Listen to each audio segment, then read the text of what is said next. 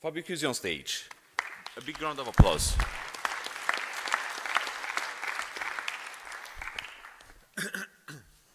Thanks a lot. It's quite weird to be in a dark room at 9 in the morning, but still, it's still okay. What I'm going to do is I'm trying to give you a different perspective, I guess, on the issue of algorithmic responsibility and accountability. And I know you're a crowd of programmers. I don't know a single word of code, or line of code, so you will excuse me if I say something stupid, but it's just the point of view of somebody who's trying to work with the public, who has worked with the public and trying to communicate these kind of issues to the public for a long while now. So, in our era of post-capitalism, post-democracy, post-truth, post-ideology, alternative facts, fake news, and dishonest media, as the US president used to say, we're profoundly certain of almost nothing.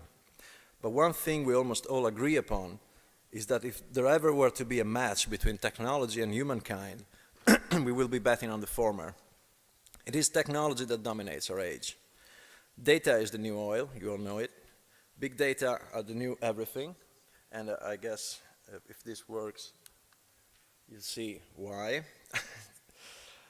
And big data is the new everything. Healthcare, cities, self-driving cars, delivery drones, and therefore even warfare, even security are going to be disrupted by the smart uses enabled by the Internet of Things. Look at market capitalization, look at the evolution, it's quite clear. Top three are Apple, Alphabet, and Microsoft, the holy trinity of our connected lives. Give a man a smartphone, a search engine, and an operative system, and he'll become a Superman, an Ubermensch augmented by technology. Give him even more, many more connected applications, starting from a marketplace like Amazon and a social network like Facebook, who sit comfortably in 4th and 5th position, 7th or 8th, depending on the ranking. And technology will become part of himself, of yourself. We are inforgs, argues Oxford professor Luciano Floridi. We are informational entities, bits as much as flesh, which has kind of a lot of interesting consequences. This comes with an inevitable sense of paranoia, one that is the last remaining specter haunting Europe and the world. What if technology is a true master? How is it to be slaves bowing to glittering devices, as we're doing right now, instead of great kings and conquerors? As it turns out, after tons of poor internet-phobic mainstream journalism, not great at all, careers end for an automated bias replicated by an indifferent personal rating algorithm stored in some unknown but absolutely crucial database held by Lord knows who, Lord knows where. Social media profiles and email accounts, you certainly know that, and cloud services are hacked by the thousands, if not millions, leading to spectacular leaks of personal data, financial data, medical data, and sensitive data of all sorts, including the classified and the intimate, very intimate actually. I was in Brussels last week and I showed like it was possible to hack into a connected dildo actually, so quite intimate. All because of the same decision not to adopt two-factor authentication or end-to-end encryption by default, for example. And robots are not only going to steal your jobs, maybe not yours, but mine probably, but they are going to make decisions in your place, more and more of them, and sure, they are going to be hackable too. They are already. You Are a Gadget wrote Internet pioneer Jaron Lanier in 2010, and it still perfectly sums up our basic fear about the digital revolution, that it has gone too far, too quick, that it will continue to be so. There's no stopping technology, that's what they say, and that we have no clue about how to turn the tide in man's favor. Forget Trump's America First, or Zuckerberg, People First, and we see Zuckerberg is, no, that's, oh, sorry, I did something wrong. But anyway, the next slide will have been like Zuckerberg with his People First agenda. The true ideological motto of our era is technology first. Every time a new problem comes to the fore in the social or political arena, it is first and foremost, if not only, a technological problem, to be framed in a technological scenario and fixed with technological solutions. Political scientist Evgeny Morozov has even a name for it, solutionism. Every time politics or the media want to be new, there must be something technological involved. Participatory platforms, online referenda, presidential tweets, Facebook Lives, 360 videos, immersive VR reportages, and everything viral. It is as if politics could only give second-best answers, as if humans could only be less efficient, less smart than machines, and therefore inferior. Some try to compete trying to become machines themselves. Their movement is called quantified self, and it basically means making a measure out of every human volition, until numbers and thoughts tend to the same utilitarian optimum. The intake of calories, the amount of drunk water, your heartbeat, all constantly monitored by device and all digitally perfected. Perfection is also a word here that matters. But that's nothing less than our own contemporary opium for the masses. Technological determinism may be comforting for those who radically distrust human beings, but it hides a crucial fact that each technology has a human creator, and that therefore it is those human creators, you guys, who constitute the true masters of our era. The digital may have revolutionized everything, but did not let a computer or a robot sit among the Forbes richest. Bill Gates, not one of the AIs who terrify the Microsoft guru actually, is the richest man in the world. And Mark Zuckerberg, not its newsfeed algorithm, climbed to the 5th position, translating the end of our privacy into a $59 billion net worth, or 56 depending on the estimates. It is man who dominate technology. It's simple and it's true. It is human programmers who decide what fundamental ethics should a self-driving AI possess and use in case it is needed to prevent an accident automatically. Even with no human intervention, there is human intervention. There always is. Algorithms decide who we should most easily interact with, you might reply, who we actually even see in news feeds or search results. They manipulate our emotions, as in the ominous Facebook experiment that induced bad feelings in ignorant users just to check whether on average they would engage more out of depression and frustration rather than happiness and serenity. News articles seek more and more just about the same. That's my job. To get more clicks and to get them now. It is automated bots that serve us with political propaganda, networked activism, or sadistic beheadings in the same unwavering manner. Online rating systems decide who we are, what we deserve, what benefits we should be allowed, even what dreams we should be dreaming. Class is no longer a political struggle. It strictly belongs to the jargon of information theory. After all, AIs beat poker pros now because they're even starting to learn how to cheat, creatively actually, and we taught them, and they're fast, creative learners. But again, there is a human behind all of this, right, for now.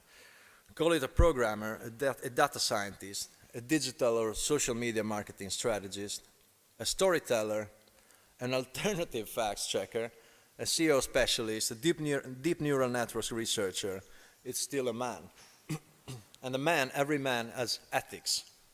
This is kind of the crucial word here. Each and every one of us is a political actor with beliefs, prejudices, a peculiar view of the social order, and some kind of exposition to ideology.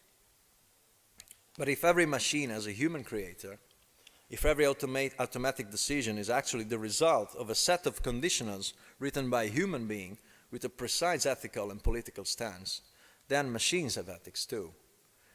They could not know about this, and the stances may not be intentionally passed on to the digital replicas, but they would still have it. Here's something the digital revolution is about. It is about discussing how to better incorporate ethics in intelligent machines, or in any machine who is entitled with significant choices in our lives. It is a revolution in ethics and politics and sociology as much as it is in technology.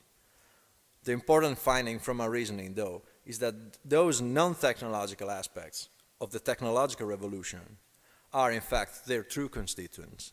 Human thought may have not changed with every new device and processor, but each revolution in devices and processors brought about important ethical decisions about the role of technology in society. It is these decisions that we have to better investigate. That's my claim. What we should be asking, not to the machines, but the human ghost in the machines, is not just, for example, how to secure IoT devices, which is a huge question right now, but why we should be wanting smart cities, smart homes, smart refrigerators, smart roads, and the like in the first place. And why would connecting everything be a good thing for society as a whole, even if the smart objects could pass the cybersecurity test? And spoiler, they actually can't right now, most of them. We should not be asking what it is safe to share with friends on social media, but why has the act of sharing become so dominant and pervasive in every human experience? Not how to embed more serendipity in our filter bubble news feed, but how exactly we are indoctrinated with our own social media propaganda, as Ali Parzer used to argue. Why we are ignorant of the criteria of content selection, and why we should be accepting such an unregulated activity by a private for-profit entity at all. Not whether we stand with taxis or Uber, but what it means to live in a driverless society. This would entail unpacking what Frank Pasquale calls the black box society. It is a great book, I suggest you to read if you didn't. Open the algorithms, make them transparent, and be clear about it. These imperatives, were they to be truly enacted, will reveal how deep into ethics our technological discourse is actually situated. Discussing such kind of issues would hardly require a PhD in informatics or hacking skills. It would definitely require, though, expertise in philosophy, sociology, psychology, political science, economics, and the law, because these are the masters of technology, because these explain or try to explain what goes on in the mind of those who coded, designed, marketed, and narrated the details and uses of those technologies. And when they didn't, as for most proprietary algorithm of the GAFA-led economic era, it is again for a very human reason. Profit is a very human reason, for example. And profits grow when technology is king, for technological companies at least, not for all of us. If technology is an indifferent force of history, going about its way, irrespective of how humans try to plan and modify it, then every technological progress becomes a fact of nature, and it is us who have to adapt to it. Ethics is sacrificed from the start. Thou shalt not question that this particular instance of technological progress is actually progress for us humans, reads the first commandment of Silicon Valley, because it is progress by definition. And if you fail to see it, you're part of the problem. You are the problem. Ethics is therefore left out as sort of Darwinistic guide for human slavery, in which all you can decide is how to better adapt to new gadget, social network, or online service, but never ask yourself whether those innovations are actually worth the human effort, or even whether with just some slight modifications, the amount of social benefit would have been enormously greater. Think of Facebook. It would not be difficult to make it much better for democracy, but as you see, that's not my point. Posting the newsfeed should include news articles that embed the exact opposite of the political values the Facebook algorithm deduced for you. Criteria for the trending section should be public and intelligible to every new 13 years old or 70 plus or years old subscriber. Experiments with the news feed should not be possible without explicit informed consent. Agreeing to the terms of services, to be clear, should not be considered informed consent. It is not informed consent on such an experiment. Facebook connection should be secure, but HTTPS has been rolled out starting from 2011, whereas Facebook was born in 2004, when the technology has been around for a decade already.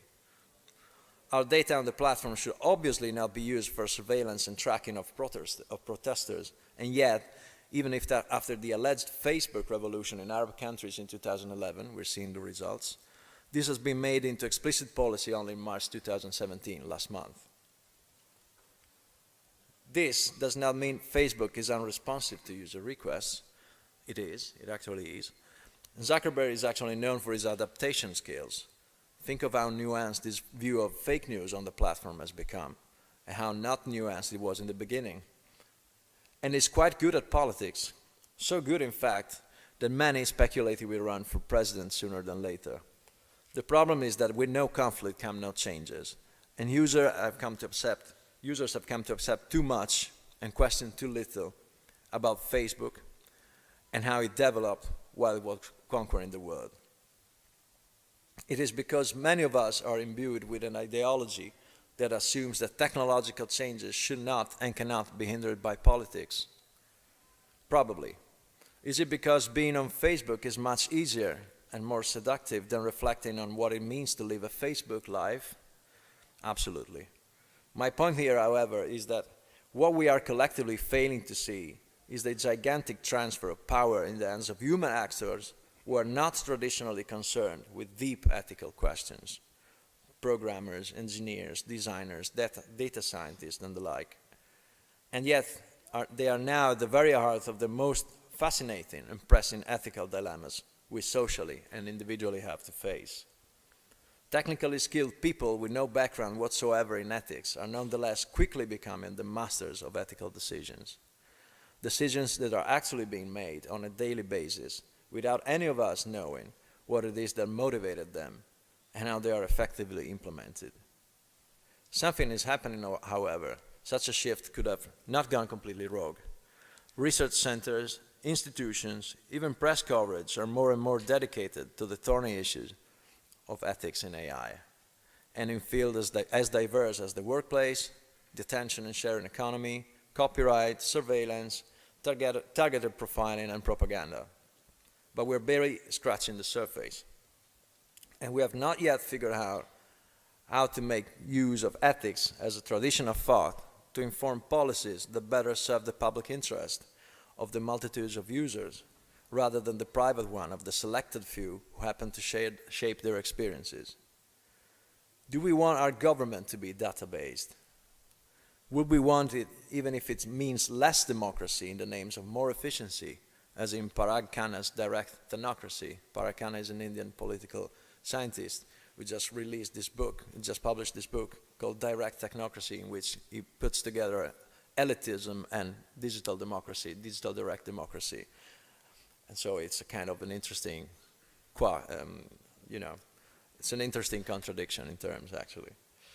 Do we want our cars to be self-driven, even if it means that someone, somewhere, will always know exactly where we're headed, or can hack into the engine remotely? It happened, with Wired journalist Andy Greenberg showed it last summer or something.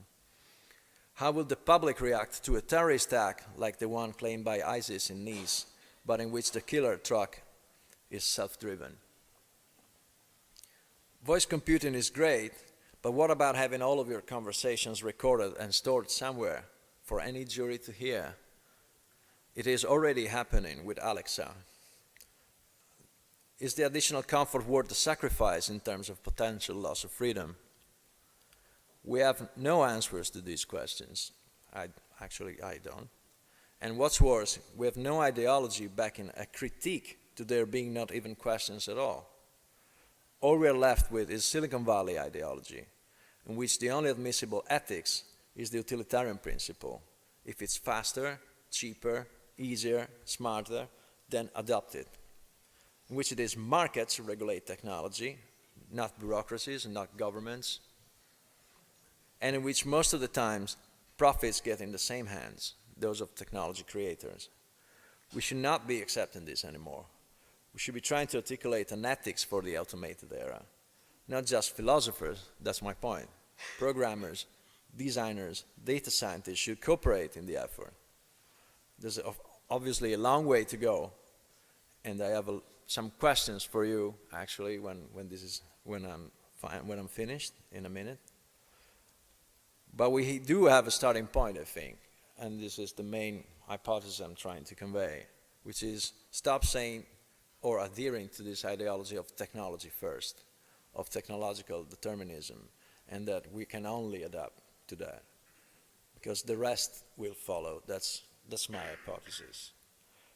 And the questions I would like to, I'm not particularly good at answers because I'm a journalist, so I'm a man of questions, actually. The first one is actually, can we question is, of course, whether algorithms can be made human rights compliant. And there has been a lot of discussion about it at RightsCon, the conference, annual conference that takes place in Silicon Valley and in Europe. This year has been in Brussels. I just come back from there. And Bruce Schneier, the cryptographer, he asked, well, how can man be made human rights compliant in the first place? So this is the first point I'm trying to make. It's difficult to insert ethics in algorithms. It can be even more difficult to insert ethics into human beings when, for example, we are in an era in which democracy is losing ground to authoritarianism globally. Also, what happens when algorithms develop their own ethics? This can also be a question. Could they develop their own ethics? When this kind of autonomous decisions become really autonomous and become autonomous in a human sense, should we be talking of robot rights then? Somebody's already trying to plan, and there are actually philosophical papers. A friend of mine wrote one about this issue, and it has to be taken quite seriously. It has to do, with the responsibility of, for example, having a self-driving car, bumping into somebody, or deciding whether to bump into 1 or 5 people. Should we therefore insert figures like a data ethics officer in companies? Should we try to better, have checks and balances for this? Should we mandate the unpacking of these algorithms with regulation, with the law? Somebody's actually thinking about it, and of course the usual reply is that this entails exposing the whole code, exposing trade secrets, commercial secrets, which are the basis of competitive advantage of companies, of course. But some researchers say that it's actually not the case. You don't really need to publish the whole code. You just need to publish portions of it or criteria, and so much more can be done under this respect to try and unpack this opaque black box society. Or should we build institutional boards of philosophers, sociologists, economists, and programmers, of course, and data scientists, and people, technically skilled people, to check the values embedded in algorithms and evaluate their impacts on individual rights? What kind of biases are embedded in a data set, for example? What kind of automatic discrimination are taking place? There is a whole book called Weapons of Math Destruction by Cathy O'Neill that is all about this issue. It's kind of a thorny issue. Should we need an institutional board, like governments should act and put all these people together and try to get reactions, like having an environmental impact for algorithms on society? I don't know, I'm asking you. And finally, and this is my last point, and this is a point that has been taken by Kurt Opsahl from the EFF and Turning Frontier Foundation. He just said, would an ethics code of conduct, in case we have to get one, like for this conference, but for programmers, would such an ethics code, or worse, a regulation, an invasive regulation of this sort, to try and mitigate the effects of algorithm dictatorship, would that limit their freedom of expression? Would that limit the freedom of expression of programmers? Would that impinge on their actual freedom to code for good? Because we know, and I've been studying freedom of expression online extensively for years now, and what I see is that most of the times you get side consequences, unintended consequences of norms that, for example, filters that apply, to pedopornography or to gambling end up being applied to counter political propaganda, or vague concepts like extremism, or to try and take down automatically terrorist content. And the logic is the same, but of course, the things you're doing are completely different. And so that can be kind of a problem. Can these kind of unintended consequences be brought up here in the context of fairness, algorithmic fairness, I don't know.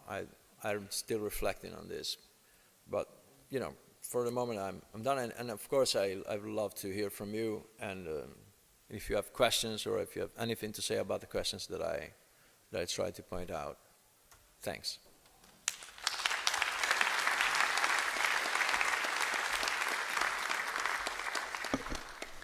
Any questions from the floor?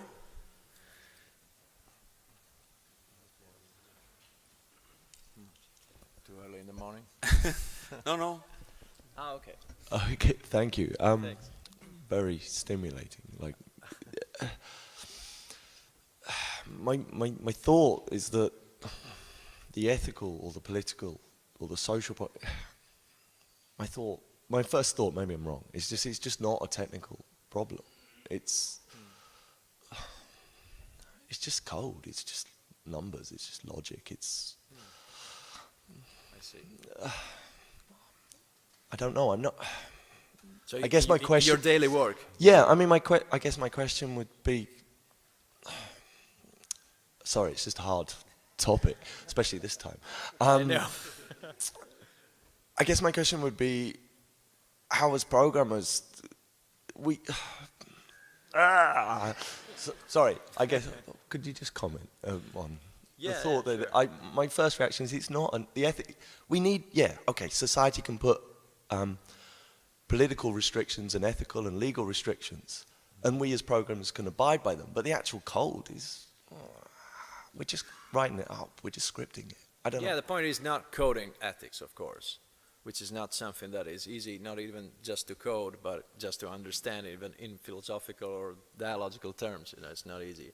The point is, if you happen to work at Facebook, for example, you know, and you are actually designing the news feed, you're choosing what people see, what kind of information they will get, what kind of political struggle they will try to find, you know, because if you're just imbued in ideological, you know, filter bubbles and everything, you know. So the point is, probably it is not on the blame is of course not on the programmer, but it's somebody who's deciding the criteria from which, you know, the news algorithm, the news feed algorithm should be picking out sources. If you just want to maximize engagement, for example, you know, then political discourse is not exactly what you're aiming, or media pluralism is not exactly your main problem. Your main problem is to have people engage on the platform. So so you need to have them constantly excited or constantly depressed, you know, or you have to see what kind of interactions they have, so to have more of them, you know. And it is kind of an inductive logic that happens to work like more or less like the Spotify algorithm, you know. When you start feeding it with new information, you get a lot of new interesting music.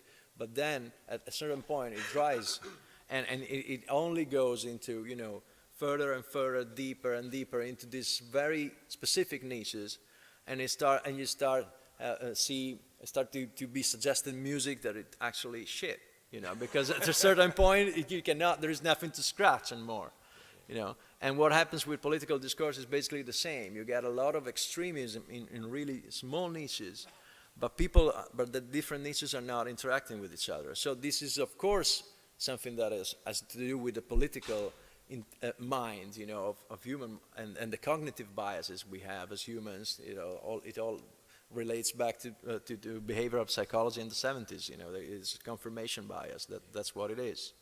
But of course, the algorithms, programmers, you know, can try, for example, actually insert one I see every day, one that has to do with the political in the that are really making a lot of money to try and see where it's possible, or if it's needed or necessary to actually adjust this optimization with some other principles. So of course you have consumer protection laws, for example. You have data retention laws. You know, of course it would be more efficient to know, for these companies to know absolutely everything about us, so the personalization algorithms could be even better, and, you know, ads could be targeted even better, and blah blah blah. But of course there is one thing called privacy that goes against optimization, and this is actually value, an ethical value or democratic value of our societies. What I'm scared of is that, you know, a lot of people seem to don't care about democracy and values and human rights anymore. Even at RightsCon, that was a human rights conference, the first question asked was, who cares about human rights, the whole human rights framework in the first place? And that, of course, is a problem. But, you know, that is back to what I was saying. If you take into the extreme logic, to its extreme logical consequences, what you're saying is a way to reestablish this kind of technology-first motto that I think is what Silicon Valley is trying to feed us. And it can be good because it made our lives significantly more comfortable, but it has these kind of bad consequences, and we should discuss. I'm not sure whether it will have to do with like codes of conduct or self-regulation or imposing laws or to regulate the algorithm. That has to be discussed, but the main point is that we have to be aware of this. And second of all, we should try and understand what kind of consequences they are producing.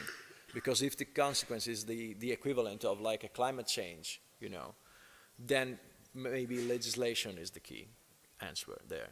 If the problem is instead just, you know, trying to letting trolls around, I'm fine with that, you know. I'm fine with trolls. It's not a huge problem. But if we really get, for example, that fake news actually hinder democracy, or they make it impossible for some sort, if there ever was the case, I don't know of any studies of this sort, but if some convincing studies come up on this, or that they destroy democratic discourse, then something must be done, I guess. Yeah. Right. Thank you. You're welcome. Hello, thank you for your talk. Thank you. Actually, I think, as a developer, and I think it's the case for a lot of people here, I'm not the one who's making the kind of decision you're talking about. Like, exactly. I can't say I want the news feed to show one pro-Trump Would you want news the kind of decision power? I don't have this kind of decision. Would you want it? I think it will be interesting if everybody has this kind of decision, not me, just everybody. But the thing that make me think is that actually this kind of thing do exist. If you don't like the privacy invasion that is basically Facebook, you could switch to diaspora, which exists. If you want to have your data not centralized by Twitter, you could switch to Mastodon. Even in this conference, we do use Slack, but there is IRC, which is basically the same thing without the centralization. Still, we choose to use those tools, and people in a massive amount of them do choose to use those things. You have this beautiful slide which say, shame on Facebook, but still, people do use Facebook and are not using diaspora. So, and those choices from people, not from us, are the things that decide what kind of change we should make, because, as you said, we basically try, well, company basically try to optimize their revenues. Isn't this choice of should we put more ethics or not in the code isn't already being made by people by saying, well, I don't care about this ethics because I still want to be on Facebook and not on diaspora? Absolutely. I do think you're right, and I think that is a huge problem. I've been covering the Snowden case, for example, extensively in 2013 when Snowden came out, and the main reply was, if you have nothing to hide, nothing to fear, you know, why are you worrying at all? You know, that's the same logics. And then again, by the same logics, I could ask you, why should I be worried of NSA surveillance when people already decided that it's not a problem, you know? And again, people don't always perceive the real threats and dangers. So we should not be blaming them, I guess. We should be blaming us, journalists, for example, not being able to tell them that this thing is actually scary, not being able to actually tell them that diaspora is out there, you know, and other decentralized social media are there that are far more protective of their rights. But again, you know, social media work on network effects. So the more people are there, the better they work. And I do want to influence public opinion when I talk. I try to be where the people are. If I go on diaspora, nobody cares about what I say. That's my problem. maybe it's fine for small communities or technical communities or, you know, a niche of friends. It's perfect. But I try to talk to and speak to, you know, to institutions. I try to counter some kind of powers that I hate, for example. That's my job. I suppose that's every journalist's job, you know. You should be hating power if you're doing the journalist. But again, for you, if you don't have that decision power, and I'm sure you don't, the same maybe should be said of you, programmers. You know, you should be maybe trying to influence the decisions of those who actually make these decisions. I don't know if you have leverage, or I don't know if you have like some kind of way to, you know, whistleblow against your. But that should be part of the response too, I guess. If you feel this is a problem at all, if you feel that's not a problem, if you're only an executor, you know, well, there are lots of, you know, instances in history when this argument has been really badly used. So. Thank you. I'd love to talk with you a bit more about all this. Of course. Thank you. Hey, hello, thank you for your talk. Hi. As developers, we like to think that we are replaceable and that we are great people, but that's actually not true. We are totally replaceable. And with several clients I work directly or indirectly with, I've tried to say no to collecting data without the user's knowledge and things like that. But every time I say no, there's somebody else that will do the job, either because they don't care or because they simply need the money. Because that's also a question of privilege. Can you say no to a job? Are you willing to say no to a job? And so I don't really think this is in the hands of the programmers. No, the users, as the other person said, are not aware of the risk that they are taking, because once again, when I try to tell somebody, hey, you're sharing a lot of information on Facebook, are you sure it's okay to do that? And say, oh yeah, I don't care, but yeah, I'm using Google Docs because it's easier to share data with everybody. Yes, but you're sharing also data with other people. So maybe the solution is political, but then those people who are in charge are usually the people who have to gain by getting your data without your consent. So what's the solution there? You mentioned ecology and the environment, and so this has been going on for 30 years, and it's still not in the global consciousness. So, what do you think about that? How can we? It's a very tough question, and I definitely agree with you. I have the same problem actually being a journalist, you know, and saying no to a lot of article requests because they actually were. Stupid requests, so I say no, and like 1,000 struggle to take my place immediately after. So it's kind of, you know, a vain quest for glory. But I think what we should do is try to be based on facts, you know, first of all. So try to understand and show to people really clearly how all of this affects their lives every day, and will affect their lives more and more every day. And since politicians are, you know, concerned with consensus, the more an issue is important to the people, the more they will care. They will be stupid about it, you know, they will be demagogic about it. But take, for example, the unemployment and automation debate. The more the people started to be concerned, the more facts and data we had from, facts is a difficult word to say here, you know, but the more informed forecasts and data we have from research centers and studies and everything, the more you get out on the press, and the more politicians are trying to starting to devise responses to these problems.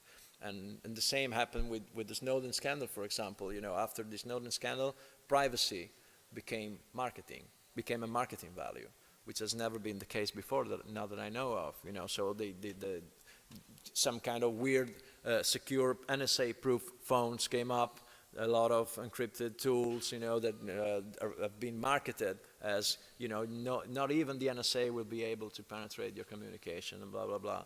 So all of this has to do with the fact that somebody spoke out, and the people recognized the issue, took it to the streets at some point, took it to the legislators, that they sparked reforms. And now we're in a bad position again, because, you know, for example, Trump has been elected and privacy regulation is over, and net neutrality will be over. But you know, of course, this has to do with this. This is a political struggle. That's my point. That is not letting technology go and trying to catch up with technology only. We have to try and influence the technological evolution, and this has to do with struggle. That's my answer. Thank you. Thanks.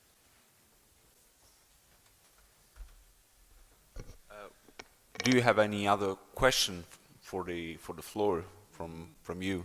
No, I'm pretty satisfied by the response, actually. Okay, good. So, anybody else from the floor? Okay, Fabio, you will be around for a while? For a while, yeah. Okay, okay. So if you want to discuss more these topics, which is actually a really important part of our manifesto and how we interpreted the community and the struggle of the community to build a better society. So feel free to catch him during the next hours. Thank you, Fabio. Thanks to you guys.